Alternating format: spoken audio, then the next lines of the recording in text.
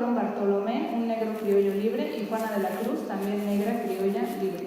Criolla se usaba para decir que había nacido aquí, libre, eso ya queda claro. Y negra y mulata son las palabras que se usaban en la época. Ahora pues quizás es más correcto usar la palabra africano, afrodescendiente, afromexicano, entre otros. Y ahora el caso de Ana.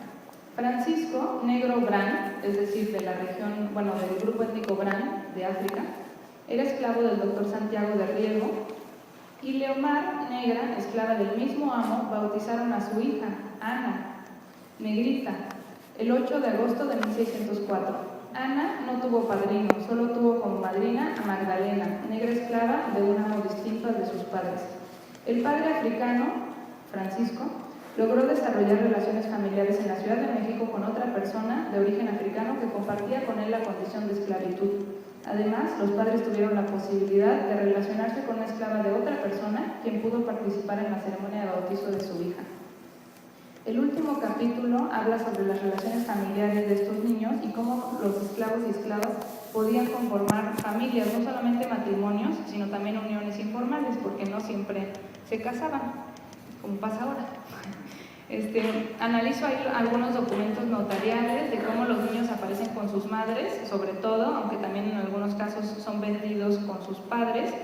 También muestro que no siempre estaban presentes los padres, pues quizás por la condición de esclavitud a veces pasaba que los papás no estaban o los niños eran considerados hijos de la iglesia, o sea, simplemente pues como abandonados, digamos, expósitos, que es otra palabra de la época.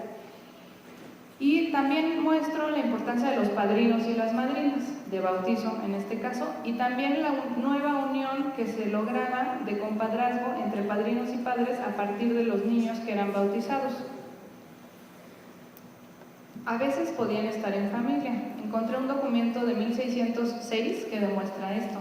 El 31 de mayo de 1606, Diego de Espinosa dijo lo siguiente: teniendo en mi poder y casa a Magdalena, negra, y a Beatriz e Isabel, hijas de la dicha Magdalena, y a Joseph y Diego y Paula, nietos de la dicha Magdalena, todos negros y mis esclavos, se me huyeron y ausentaron días ha. Y no sé qué personas, con poco temor de Dios nuestro Señor y en gran cargo de sus conciencias, me los tienen ocultos. Pues habían escapado en familia, ¿no? Pues sueño de muchos sería poder empezar un libro sobre la esclavitud hablando de su abolición definitiva. Niños y adultos, hombres y mujeres, son esclavizados en nuestros tiempos.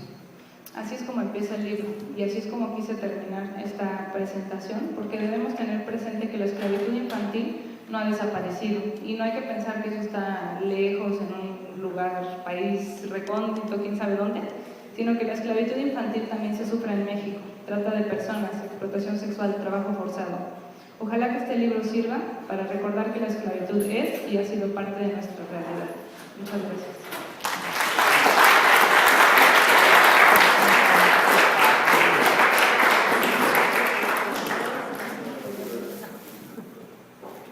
Bueno, quise que me acompañara Gabriela Iturralde.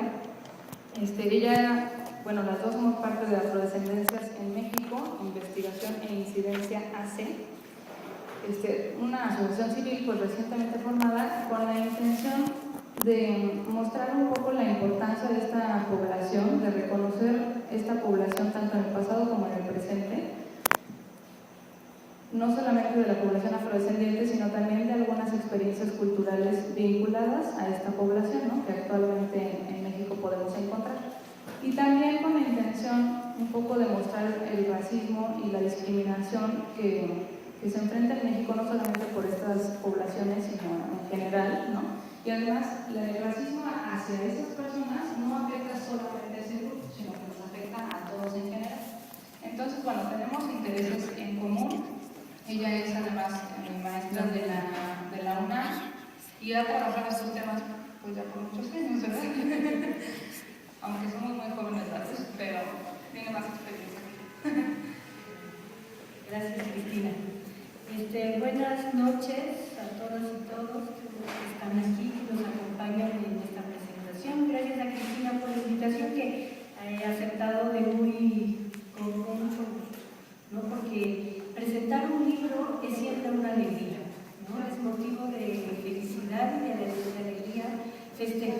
el nacimiento de un libro.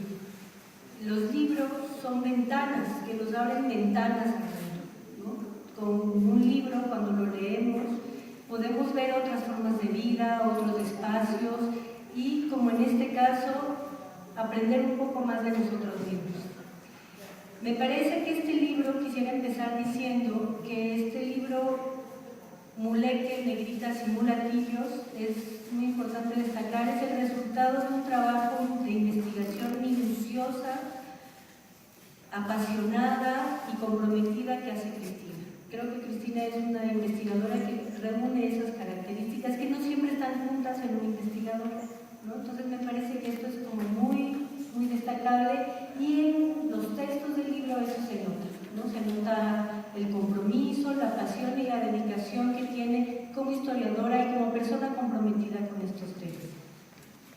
Ya Cristina nos adelantó el contenido del libro y no nos adelanta mucho más porque es un poco como en el cine o en las series por entrega, ¿no? Uno no lo puede contar todo, sino deja un poquito para ver si se animan a comprarlo. O sea, entre dos se compra un libro y se lo prestan, ¿no? Porque finalmente el trabajo del que esperamos poder vivir depende un poco también de esto, ¿no? Desafortunadamente no hay subsidios para regalar libros todo el tiempo. Debería haberlo, pero no se puede. Como Cristina ya nos adelantó el contenido del libro, yo no me referiré a él. Lo que quiero hacer en este espacio, voy a procurar no usar de la palabra. Eso es un poco difícil, Cristina lo sabe, que no use de la palabra. Quiero compartir con ustedes algunas reflexiones que me han suscitado que la lectura de este libro y sobre todo conocer el trabajo de Cristina allí, las pláticas, conversaciones que hemos tenido a lo largo del tiempo que trabajamos juntas, me suscitan este tema. Voy a reflexionar básicamente sobre 4 cosas, sobre 4 puntos. No tanto de términos del pasado histórico, sino cómo este libro nos trae hacia el presente. ¿No? Me parece que es el tema que básicamente quiero reflexionar con ustedes esta noche. El primero tiene que ver con la importancia y el aporte que este tipo de trabajos y el trabajo de Cristina en particular hace en el cúmulo, en el desarrollo y en el enriquecimiento del conocimiento que podemos tener sobre la población afrodescendiente en nuestro país. Como ya lo dijo Cristina, poco sabemos en general, salvo los especialistas, y ahora un poquito cada vez más, poco sabemos del pasado de la presencia de población afrodescendiente en nuestro país. Es común que cuando uno dice, como en ocasiones, ¿y usted sobre qué trabaja? Bueno, mis temas, la población afrodescendiente en México, bueno, un comentario muy común decir, ¿a poco negros en México? ¿No? Entonces uno tiene que empezar por ahí, tiene que empezar por reconocer y saber y divulgar, dar a conocer que sí, que efectivamente, como ya lo mencionó Cristina, durante el periodo virreinal llegaron, al igual que el resto del continente, importantes cantidades de población de origen africano esclavizada, población de origen africano que llegó en condición libre y que después hicieron familia en nuestro país y se quedaron en este territorio. Antes de que México fuera México, estuvieron presentes en nuestro país, se quedaron aquí, han contribuido económica, cultural y socialmente a la construcción del país. Esto parecería que es una novedad que no se sabe porque no hay estudios. Sí hay estudios, hay muchos estudios. Desde que Gonzalo Aguirre Beltrán, uno de los fundadores de la antropología en México, uno de los grandes personajes de la antropología mexicana, publicó la investigación histórica de la población en México, de esto hace 68 años, se ha desarrollado un conjunto de investigaciones históricas y antropológicas que documentan y que dan cuenta de este conocimiento, de la presencia de población de origen africano en nuestro país. Pero se sabe poco por varias razones. Una de ellas es porque es difícil establecer vínculos que el conocimiento fluya entre los especialistas y la población en general. Y espacios como este, por ejemplo, una presentación de libros como esta, me parece que es un espacio idóneo para esto, justamente, para divulgar el conocimiento que se produce en las aulas de las universidades y los institutos de investigaciones para que se dé a conocer. Entonces, me parece que eso es no solo un aporte del texto de Cristina, sino una buena fortuna de contar con espacios como el que ustedes frecuentan y que ustedes propician aquí. Entonces me parece que esto es muy importante. El trabajo de Cristina además aporta conocimiento especializado, pero que se puede leer, que da mucho gusto leer y que nos da cuenta, al leerlo vamos aprendiendo sobre nosotros mismos, porque como ella misma lo decía, conocer la historia de la población afrodescendiente en México no es conocer la historia de ellos, de otros, sino es conocer la historia de todos nosotros, ¿no? Porque finalmente, no solo por este tema de decir finalmente todos podemos tener un ancestro de origen africano, sino porque todos convivimos en este espacio, en este territorio, en esta sociedad, y por lo mismo esta es nuestra historia también. La historia de estas personas es nuestra historia. Otro tema que me parece que es muy importante llamar la atención en este caso es que se abren nuevos temas de investigación. Normalmente los estudios sobre población afrodescendiente en México han estado más bien enfocados al trabajo, por ejemplo, en la hacienda, ¿no? Desde una perspectiva de los aportes económicos o del papel que tuvo la esclavitud y el desempeño en la economía de este grupo de población. Otra área que se ha estudiado tiene que ver con los procesos de liberación, de cimarronaje, de rebeliones. Después, posteriormente, se han hecho estudios sobre la historia social, por ejemplo, sobre la vida cotidiana, qué hacen las mujeres, cuáles eran sus oficios, cómo vivían, etc. Y muy pocos trabajos, en general las ciencias sociales y sobre todo la historia, han dedicado pocos trabajos al estudio de los niños. Los niños son un sujeto un poco olvidado siempre en los estudios históricos e incluso en los estudios contemporáneos. Y ese es un aporte muy importante. Si pensamos que los niños, como decía Cristina, estos niños nacieron en México y conforman, son las personas de carne y hueso que conforman, que fueron conformando la nueva sociedad novohispana y posteriormente dieron lugar a la sociedad que sería el México republicano, me parece que es muy relevante tener conocimiento sobre esto, saber cómo vivían, cómo que se educaban, cómo se vestían, qué comían, qué pensaban, qué vivieron en familia, etc. Esto nos ayuda, además, esto contribuye a que si nos ponemos como nos sugería Cristina, nos imagináramos el mundo de ese momento, nos ayuda a romper un poco de estereotipos que tenemos asociados a la población afrodescendiente, que, como veremos un poquito más adelante, son los que alimentan un conjunto de prácticas racistas y discriminatorias que perpetuamos, ¿no? Que la sociedad en general perpetúa. Otro de los puntos sobre los que me parece que es muy importante llamar la atención es sobre cómo estos libros que nos cuentan el pasado histórico nos obligan a volver la mirada a cosas que están ocurriendo en el presente, ¿no?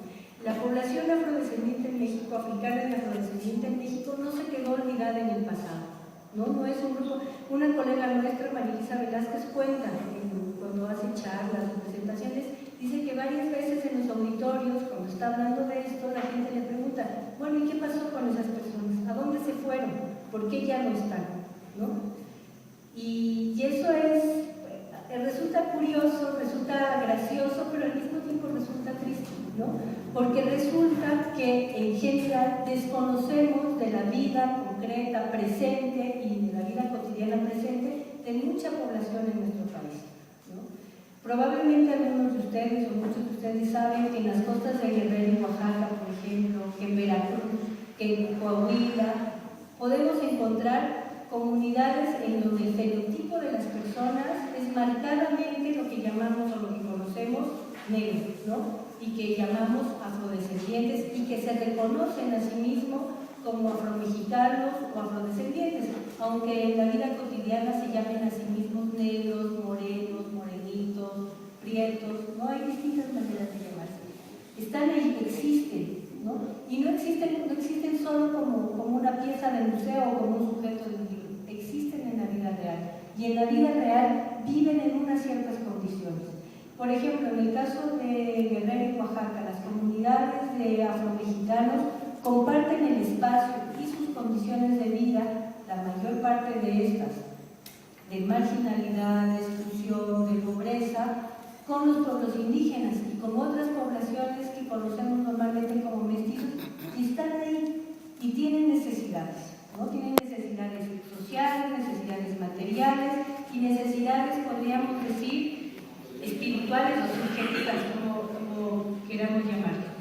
Estas comunidades, sobre todo de la Costa Chica de Guerrero y Oaxaca, en los últimos 15 años han desarrollado, han echado a andar un proceso organizativo muy importante de reivindicación y lucha de sus derechos, ¿no? Primero de reivindicación, de llamar la atención, de decir, hey, aquí estamos presentes y existimos. Y en la medida que existimos, necesitamos que todos los demás sepan que estuvimos en el pasado y que estamos ahora en el presente. Que tenemos un conjunto de prácticas que no son propias, que tenemos maneras de vida que queremos seguir reproduciendo, que creamos música, que creamos danza, que compartimos el destino con mucha otra población y que al mismo tiempo, al compartir este destino, tienen necesidades. Estas organizaciones, además de reivindicar o de tratar de visibilizar su presencia en el pasado de México, luchan por el reconocimiento actual. Hasta hace unos años el reconocimiento que se esperaba era el reconocimiento de que la población supiera que existe, que los académicos, los investigadores estuvieran presentes, hicieran investigaciones, trabajaran ahí y que probablemente algunas organizaciones o incluso las instituciones públicas dotaran de algunos recursos para mejorar sus condiciones de vida. Actualmente estas colectividades luchan por el reconocimiento constitucional. Lo que esperan es que los diputados y los senadores sean capaces de poner en el texto de la Constitución política de los Estados Unidos mexicanos, que diga en el artículo 2, en donde dice que nuestro país es un país pluricultural y que la pluriculturalidad está sentada o está apoyada en la presencia de población indígena, esperan que diga también que está sentada en la presencia de población afrodescendiente o afromexicana, como han decidido reconocerse. Este proceso no es fácil, es una lucha política muy ardua y muy dura. Y una de las razones por las que es muy dura es porque los políticos, los funcionarios, los comunicadores sociales desconocen esta historia. No saben que cuando uno dice afromexicano se está refiriendo a gente que han vivido en México la misma 400 años, que han estado en este territorio desde por lo menos 300 o 400 años, ¿no? Y hay una actitud un poco decir, bueno, ¿por qué vamos a reconocerlos igual que los indígenas si son de alguna manera extranjeros? O sea, no lo dicen con esos términos, pero la reacción es un poco en ese sentido. Me parece que trabajos de este tipo, en donde nos muestran que esta población está presente en este territorio desde esa época y que desde entonces, desde justamente antes de que México se convirtiera en el país que es, están presentes, contribuyen, actúan, hacen parte de la sociedad, me parece que contribuyen mucho a paliar esta ignorancia que no solamente es un vacío de conocimiento, sino que tiene un impacto concreto en la vida de las personas, ¿no? Entonces, me llamaba la atención, me gusta llamar la atención sobre esto, porque creo que es necesario que la sociedad, que todos nosotros estemos informados, porque solo así podemos exigirles a los gobernantes y en ese sentido también a los representantes populares que hagan conciencia de la pluralidad, de la enorme pluralidad de personas y de formas de vida que convivimos en este país, ¿no? Y de la necesidad de que los derechos de todas estas personas sean garantizados. Muchos me dirán, bueno, pero ellos, como todos los mexicanos, tienen derecho a todo lo que la Constitución dice. Sí, pero hay grupos de población que necesitan una atención especial, sobre todo por una razón, porque históricamente han sido más excluidos que otros grupos de población, ¿no? Y esa exclusión impacta en su vida actual. El hecho de haber vivido al margen, de alguna manera, entre comillas, de la sociedad, los combina aparentemente a vivir rezagados del conjunto de la sociedad, ¿no? De los beneficios que tiene el conjunto de la sociedad. Entonces me parece que este tipo de trabajos aportan muchísimo sobre esto. La pero nosotros podemos obligarlos a que se informen un poco más, ¿no? Podemos, con herramientas de este tipo en la mano, podemos obligarlos, debemos exigirles que se informen y que cuando tomen sus decisiones sean decisiones informadas, ¿no? Entonces me parece que en ese sentido también contribuye a la lucha por un país más equitativo, más justo, más igual para todos. Y finalmente, un cuarto punto sobre el que quiero llamar la atención sobre este trabajo y en general sobre el trabajo que realizamos es sobre la imperiosa necesidad que tenemos de emprender una lucha contra el racismo y la discriminación. México se construyó a partir del siglo XIX y sobre todo en el siglo XX como un país mestizo, con la idea de ser una nación mestiza. Esta idea, que la reproducimos todos y que de alguna manera todos la vivimos, porque finalmente todos podemos reconocernos herederos de muchas tradiciones culturales, de distintas herencias biológicas, fenotípicas, etc., ha conducido a dejar al margen la conciencia de que muchas veces discriminamos a las personas por su apariencia, por el color de su piel, por el tipo de pelo, por las prácticas culturales, por si se viste de un modo, porque festeja de otro, porque hace familia de una manera o de otra manera. Entonces me parece que este es un tema que ha sido olvidado y soslayado en la educación, en la investigación, en los medios de comunicación. Hasta hace no mucho asistimos con vergüenza a que en los estadios de fútbol las porras, por ejemplo, de los equipos, de un equipo como el de UNAM, por ejemplo, sean capaces de insultar a un jugador contrario diciéndole negro, utilizando la palabra negro como un insulto, ¿no? O haciendo un gesto de mico para indicar que es una persona inferior a los otros jugadores, ¿no? Entonces, que ocurran cosas de ese tipo realmente lastima la dignidad de todos nosotros, debe lastimar la dignidad de todos nosotros.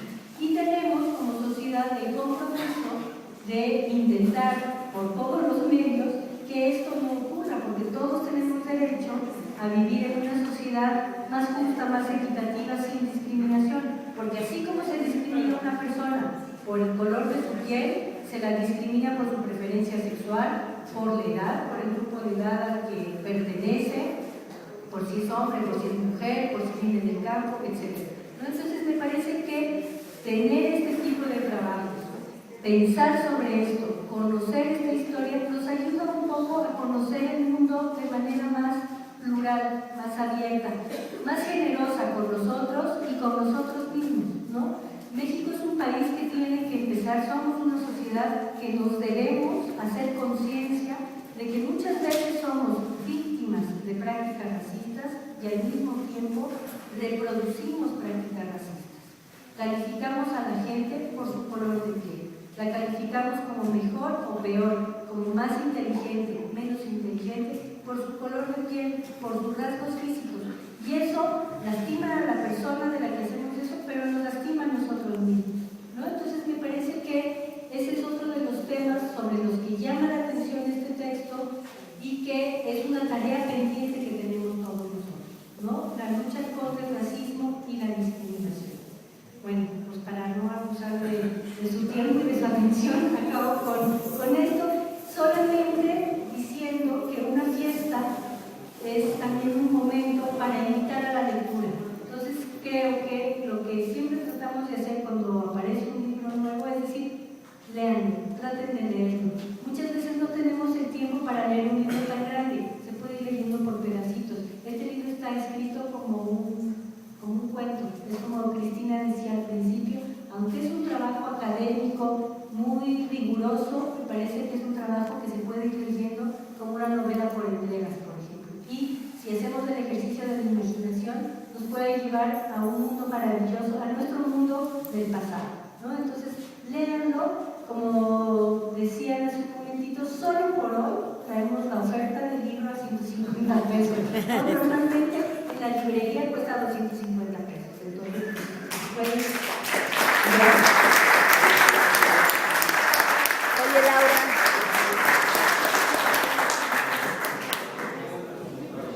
Si tienen algunas preguntas.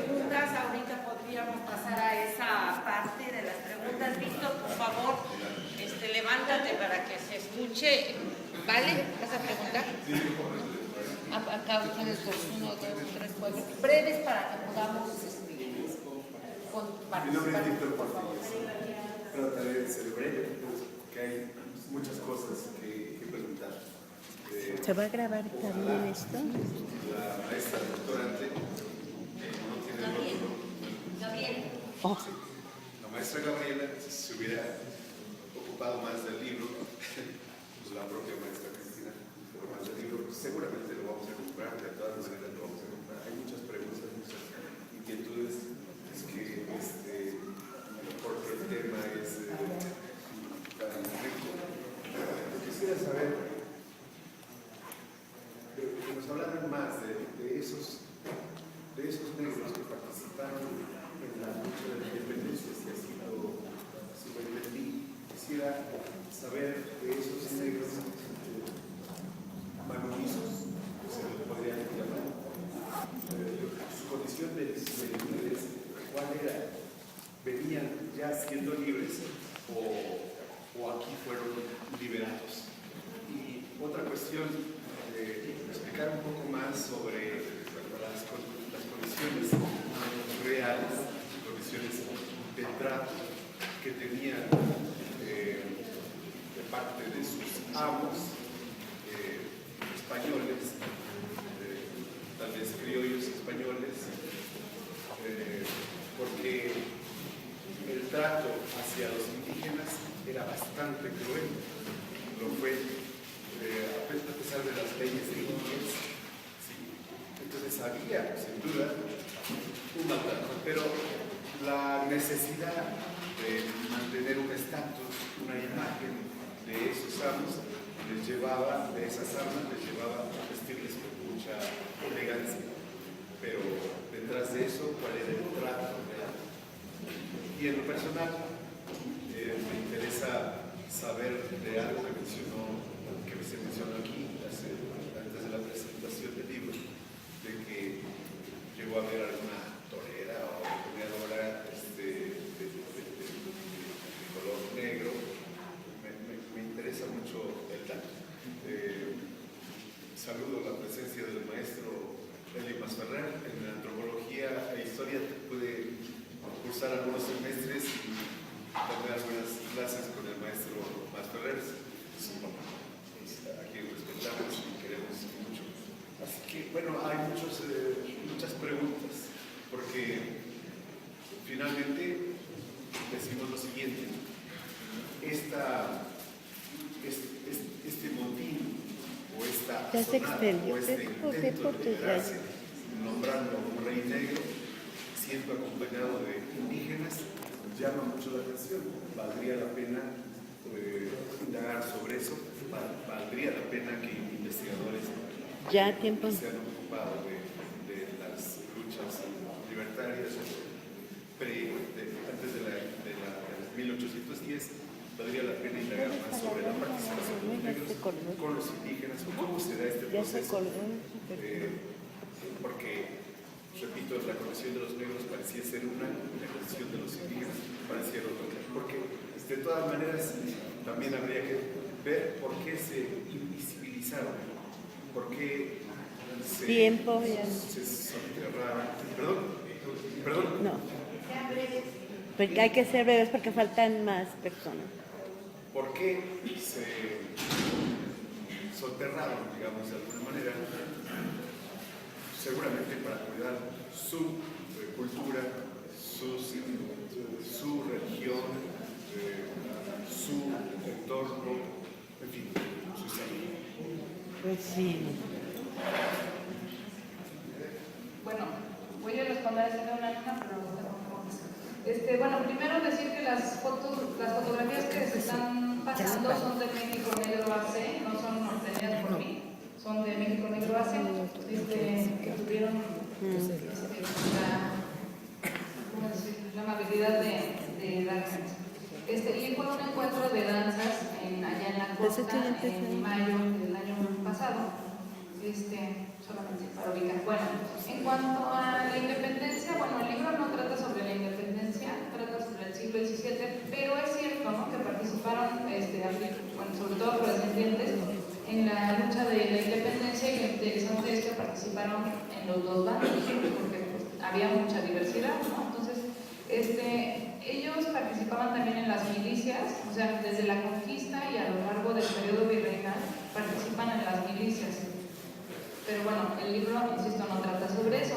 Sí hablo en el libro sobre el trato a los esclavos, pero son dos caras de la misma moneda, que yo trato de darle un poco más de énfasis a lo que normalmente no se ve, que son las relaciones familiares, la posibilidad de decidir sobre algunos aspectos de su vida, porque normalmente se repite y se repite esta idea, incluso en las películas. Si vieron la película de 12 años de esclavos, se sigue repitiendo esta idea de que son personas que sufrían de maltratos, efectivamente sufrían de maltratos, no quiero decir que no, pero no era lo único de su vida.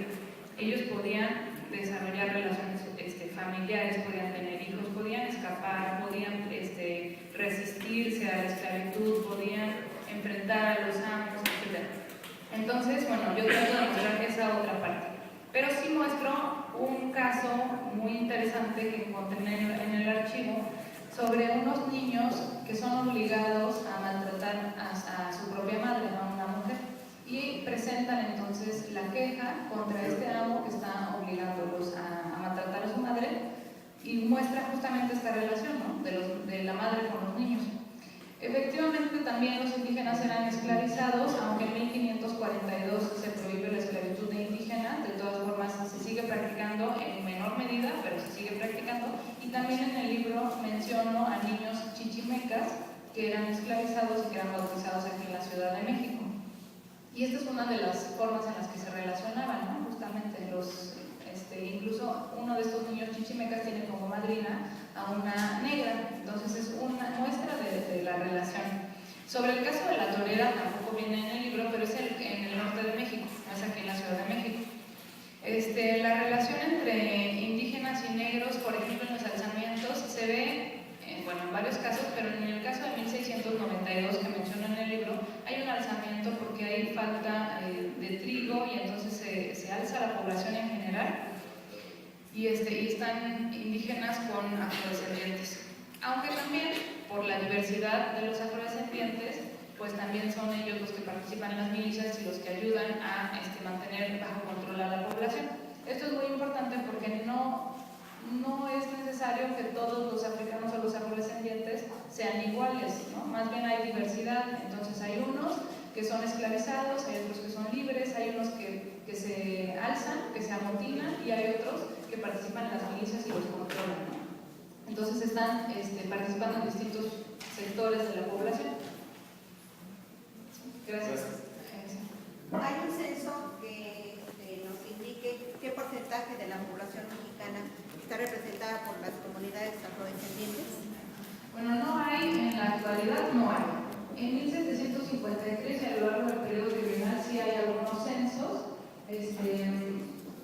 pero no tiene tanto que ver con la cantidad de la población afrodescendiente, sino más bien quiénes van a pagar tributo, etc. Entonces los negros y mulatos libres también pagaban tributo. Y hay también cálculos de que para el siglo XVII en algunas partes eran más africanos y afrodescendientes que personas de origen europeo.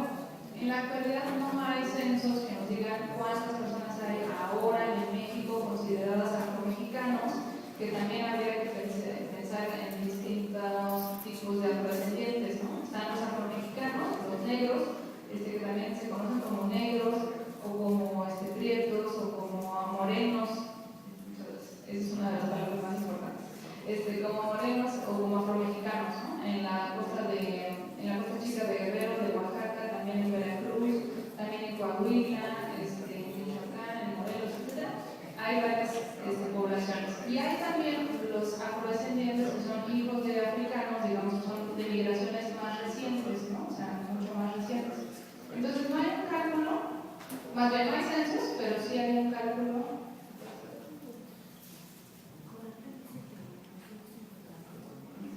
Bueno, Conapred dice que 50,000, pero obviamente es un cálculo muy difícil de saber, ¿no? O sea, probablemente son más que eso.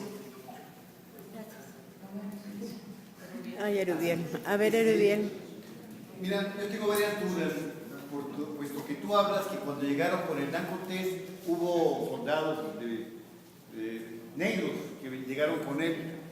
Yo tengo una duda porque se habla que en la independencia de México había de la parte de Hidalgo de los negros, pero también había batallones de negros españoles que fueron muy combativos. Igual fue en la invasión norteamericana en 1855, vieron muchos batallones negros que combatieron a los mexicanos. Ahora, mi pregunta también es esta: ¿qué diciendo que Vicente Guerrero y Morelos tienen sangre negra?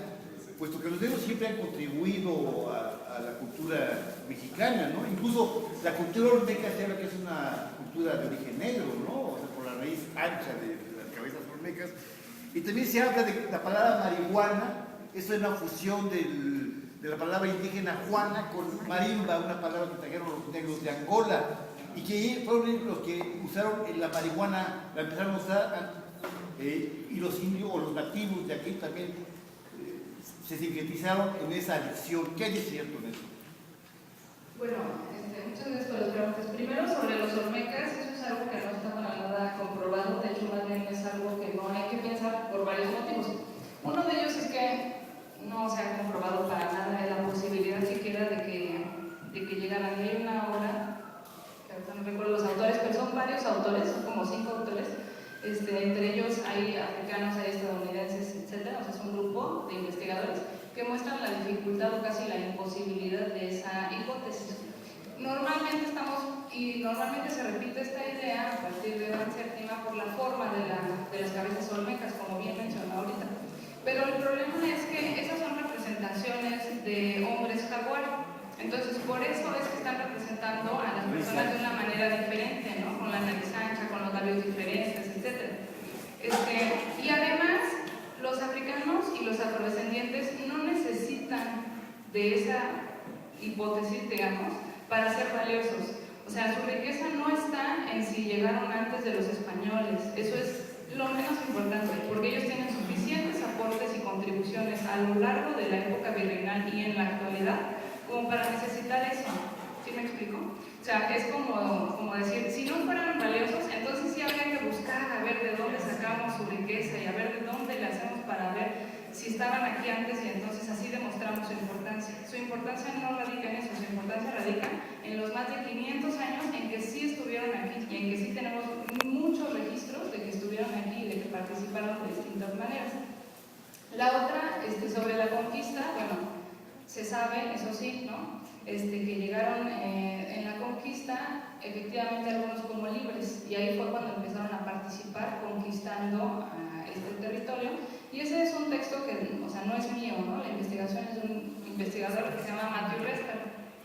Efectivamente, también Vicente Guerrero era de origen, bueno, no digamos de origen africano, era afrodescendiente, era mulato.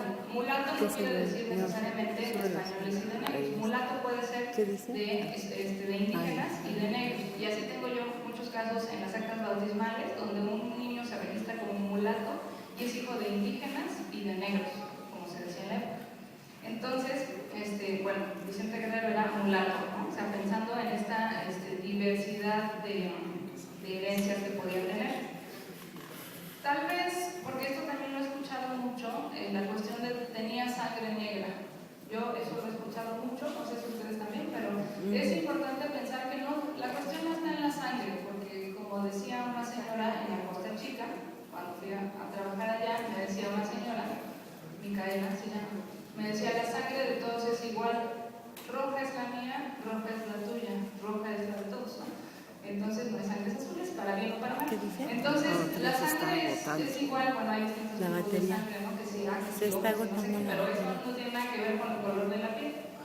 Entonces, más que pensarlo como si tiene sangre negra, hay que tratar de pensar más que nada en términos de descendencia, ¿no? O sea, si su familia era negra, en este caso de Vicente Guerrero, o si sus ancestros en general.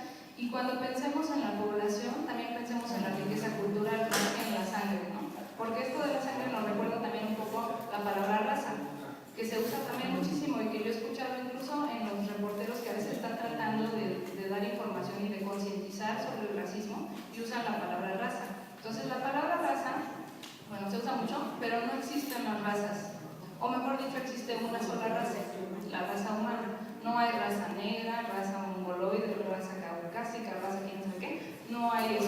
Y esto es en términos biológicos. En términos sociales, pues sí se usa la palabra y se seguirá usando. Pero en términos biológicos no hay una diferencia racial. Gracias.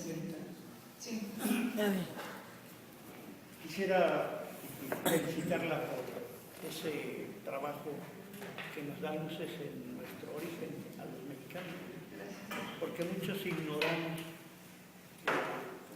los significados que tiene el conocimiento de nuestro origen. Nosotros peleamos, solamente luchando se logran las cosas. Iniciamos la guerra ideológica, porque hay dos tipos de guerra, la de la mente con la razón y la de la violencia con las armas. Entonces nosotros peleamos por erradicar el festejo del Día de la Raza. Y siempre nuestro rito era Cristóbal Colón al paredón. Sí. Cada 12 de octubre me llamo Genaro Domínguez Maldonado y al grito de Mexicateahui, Cristóbal Colón al paredón, erradicamos el festejo del Día de la Raza. Hay un decreto, los mexicanos no sabemos ni por qué se hacen las cosas ni por qué no. Hay un decreto de Salinas de Gortari del 5 de octubre de 1993 y ya nunca más se ha celebrado el Día de la Raza. Porque así creemos nosotros, los indios organizados en la Coordinadora Nacional de Pueblos Indios, Asociación Civil. No hay más que una sola raza, la humana. Y los seres humanos no tenemos colores, tenemos sentimientos y tenemos una razón clara. Yo tengo la seguridad de que Morelos era mulato, por eso se ponía su turbante y nunca veía mucho peluchín. Pero gracias a ese genial hombre, nosotros, como otros hombres como Zapata, Ricardo Flores Magón, tenemos cierta libertad tenemos. Yo salí de Lecumberri en el 68, estuve preso como miles de compañeros estuvimos en Lecumberri, pero creíamos en el 68 que ya lo habíamos hecho. Y los mexicanos tenemos cualidades, pero tenemos muchos defectos. Uno de ellos, señores, no tenemos responsabilidad. Somos muy responsables. No entendemos que la única arma fundamental es el conocimiento y muchos como Peña Nieto ni leen. Pues están más brutos que el diamante no pulido. Entonces, Espérate, porque yo vengo de San Andrés, ya me cansé. y nosotros festejamos el primer viernes de marzo, pero lo festejamos culturalmente, no como se nos conoce en otros lados, brujos. Nosotros somos conocedores de la herbolaria, conocemos para lo que sirve el chote. No podía acotar. Sí, Claro. ahorita. Sí, son preguntas. No se trata de otra forma. Simple y sencillamente, yo quería esclarecer algunas cosas que veo que No, pero no parece están. que... Tengo 75 ¿Verdad? años, Ya está más dando de su... 70 de lucha, y entonces me da gusto que a través de la cultura y del conocimiento ustedes desentrañen lo que son estas raíces. Tlazocamatis, Paleu, Mexicateahui, que en náhuatl quiere decir Ni se está despidiendo, ¿no? en los 4 rumbos, oriente, poniente, sur y norte, mexicano.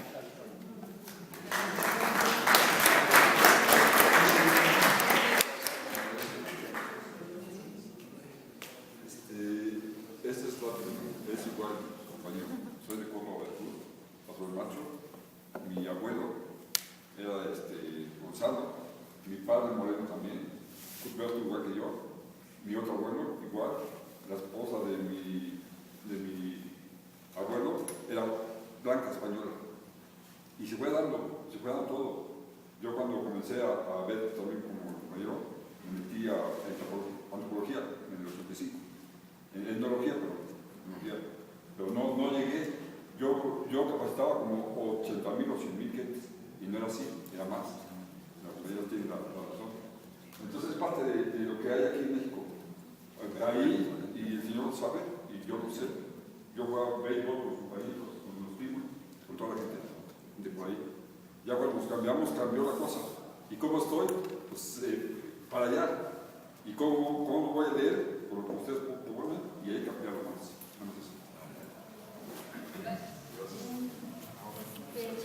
Rápidamente, antes de pasar a otras preguntas, por si acaso. Sí.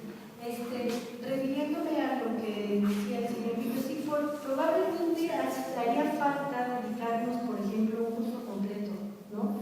Porque el conocimiento de esta historia es un conocimiento que requiere de mucho tiempo y de abordar muchísimos temas. Solo voy a hacer, estamos en la presentación del libro de Cristina, pero voy a hacer un comercial.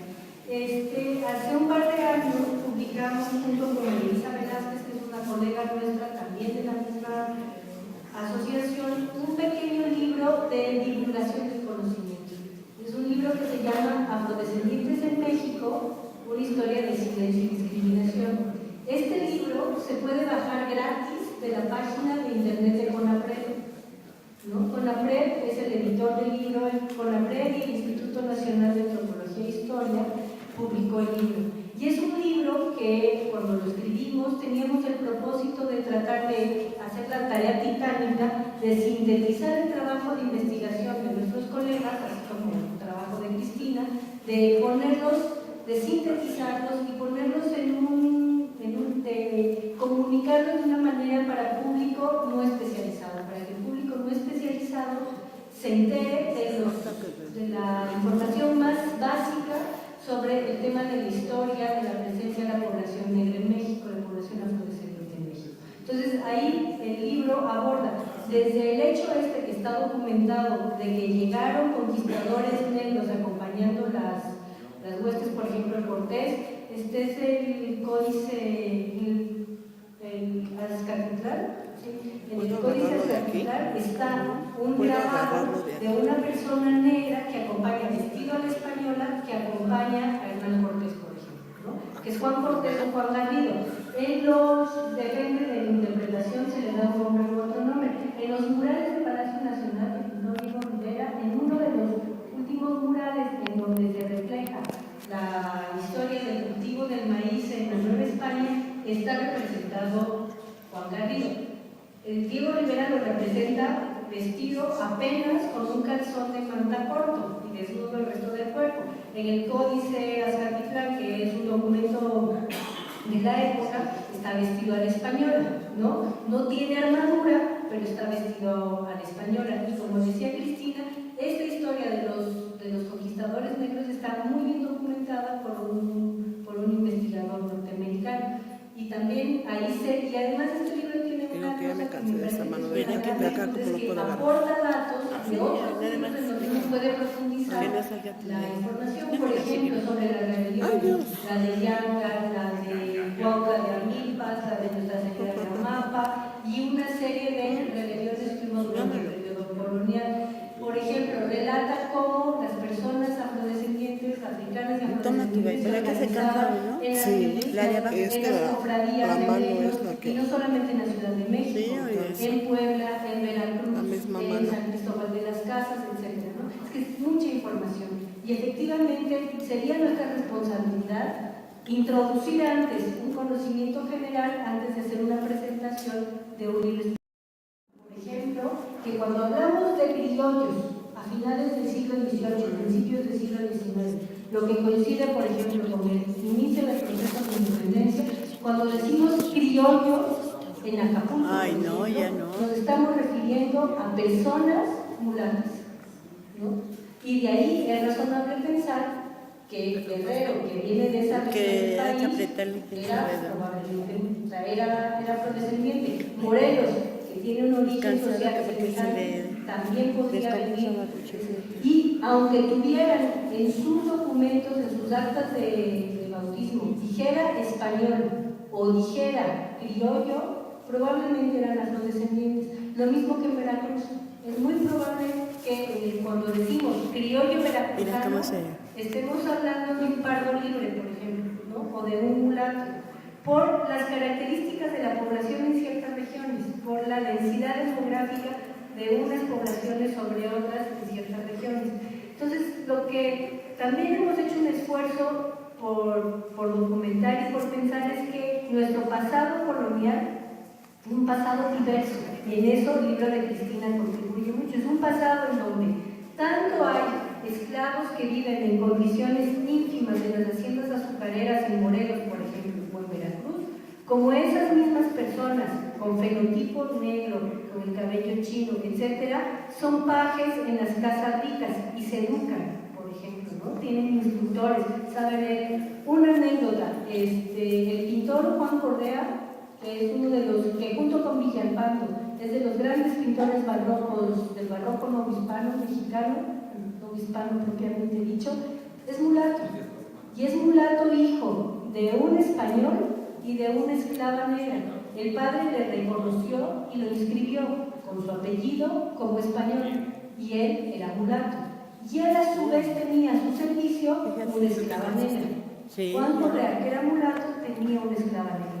No se deben haber visto, hay un cuadro muy bonito que se llama Niño Jesús con coro de ángeles, me parece que ese es el título, y ahí hay varios querubines, varios angelitos que acompañan al Niño Jesús, que son los ángeles músicos, y ellos, hay un indígena, hay mulatos, hay negros. Ese es el pintor de ese cuadro, ¿no? Y es así de compleja la situación. Él es hijo de un español y de una negra esclava, él es mulato y tiene una esclava a su servicio, ¿no? Y es un pintor reconocido en la Nueva España. Entonces, eso nos habla de las diversas situaciones que atravesaban las personas de origen africano en el pasado hispano, y los indígenas lo mismo. No era lo mismo ser un indígena, un trabajador indígena, un peón agrícola, un trabajador, un campesino indígena, que ser, por ejemplo, un indio cacique, ¿no? O un alcalde de indios en la República de Indios, que mantuvieron su estatus y su posición y tenían relación con las autoridades coloniales, ¿no? Todo esto no quiere decir que uno diga, bueno, el pasado unas galletas riquísimas que son las que están rellenas de higo, ¿verdad? Pero sí era un pasado. La batería se está agotando. Y por eso nuestro país también es un país actualmente diverso, restante un 10%. ¿no? Entonces, quería decir eso. Y solo una última cosa ahí está el cuadro, miren, es muy bonito. Ahí hay un ángel mulato, un angelito negro, ¿no? Entonces, Juan Correa es el pintor de ese. ¿Que querías una galleta? Entonces, ese es un ejemplo. Digo que ahí se ve que hay unas rellenas de higo, ¿verdad? Ay, sí, Dile que la batería está agotando otra vez. Detallar solo una cosa que me parece que es una contribución también del cuadro del libro de Cristina, que tiene que ver con esto que estamos hablando, que es decir, el uso de los términos y la idea de la raza, ¿no? Esta idea generalizada de que la diversidad humana es resultado de la pertenencia a diferentes razas, como lo decía usted muy bien, hay una raza, la raza humana, todo lo demás son diferencias fenotípicas, de características físicas, que se deben a un conjunto de factores, ¿no? Pero no a que pertenecemos a especies distintas, ¿no? Entonces, los investigadores han comprobado, los biólogos, los antropólogos físicos, etcétera, que la raza humana es una. Y cuando decimos raza, no estamos hablando de un grupo biológico, uno distinto del otro, sino de una palabra que se ha usado a lo largo de la historia para hablar de las diferencias de las personas y para jerarquizarlas sobre todo. Entonces, cuando uno trata y dice es que la raza negra es superior, tampoco está haciendo un bien a la consideración, no está haciendo un bien a nadie exactamente.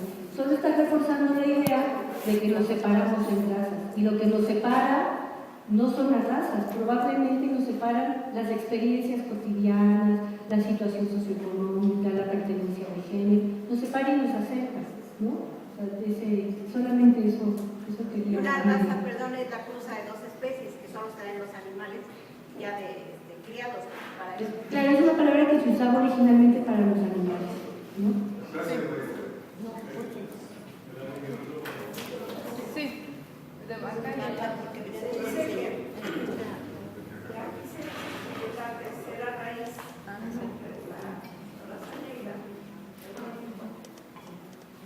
Otra cosa que también quería decirles que cuál es nuestro origen, por ejemplo, dicen que la raza humana viene de África.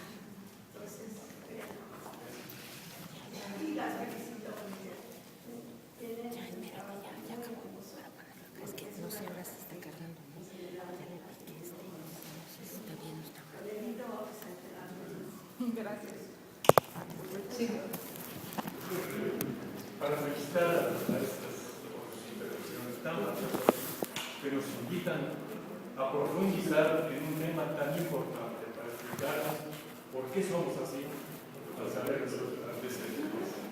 Yo soy también originario de Veracruz, en el corredor de Orizaba, Coros, etc.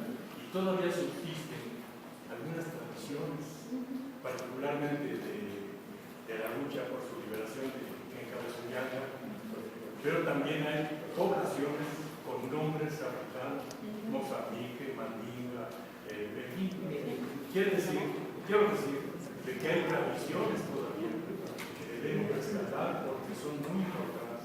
Nada menos, esta semana y anterior se celebró en un lugar llamado Cochovillo un carnaval estrictamente con las costumbres africanas. Entonces, pues, yo creo que la aportación que ustedes han dado es de la mayor importancia, y una reflexión que escuché de que la esclavitud no ha desaparecido, existe todavía con otras formas, porque esa que se quiera utilizar como diferenciación de razas no son más que categorías económicas en donde los descendientes de África colaboraron de manera muy importante para el desarrollo económico en la colonia particularmente. Entonces, pues, profundizar en ese conocimiento nos hará saber qué somos, qué fuimos y hacia dónde debemos caminar. Exactamente sobre el comentario anterior, efectivamente mucho se dice de la tercera raíz y que obviamente se refiere a los africanos de afrodescendientes. Entonces, también María Elisa Velázquez, que hace parte de la ACE, siempre nos invita a reflexionar que no necesariamente es la tercera, que en algunos lugares es la primera o la segunda. Entonces, este término de tercera raíz surgió justo en el momento donde era necesario reivindicar esta población como una parte muy importante de todos nosotros. Y ahora, no es que sea incorrecto decir tercera raíz, ¿no? O sea, para nada, solamente hay que pensar que no necesariamente tercera por estar en un tercer lugar, ¿no? Sino por ser que es una más de las raíces. Y sí, o sea, se dice mucho, ¿no? La tercera raíz. Muchas gracias.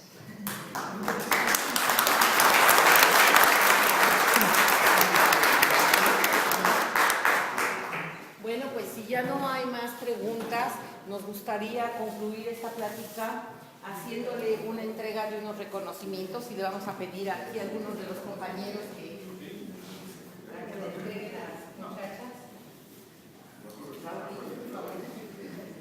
Quiero agradecerles mucho también la invitación, el espacio, todos sus comentarios, todo el tiempo que estuvieron aquí, la atención y todo, porque a veces usamos, pues no sé, palabras ahí académicas aburridas. Entonces, pues muchísimas gracias por estar aquí, por su interés, y de verdad muchas felicidades por este espacio que se ha mantenido por tantos años y que es justamente gracias a los que organizan y gracias a todos ustedes que asisten.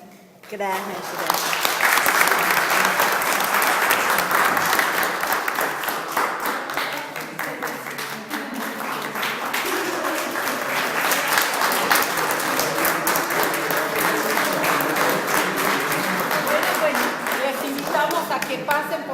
A comprar su libro, todavía quedan unos pocos libros, y los que no, para que se los firme de una vez la autora, y pues también para que compartamos un momento aquí para despedirnos. Les vamos a entregar un reconocimiento pidiendo a don Luis a ver si viene, por favor, o nosotros se lo llevaremos allá, donde le agradecemos por este tiempo que nos ha sido tan solidario, su familia, su padre, don Benjamín Orozco, que fue el que nos prestó este lugar inicialmente, y su hermana Edna y Ana María, que han sido muy solidarios. Entonces, bueno, pues no es más que un breve corte de hoja y los esperamos con nuestros compañeros del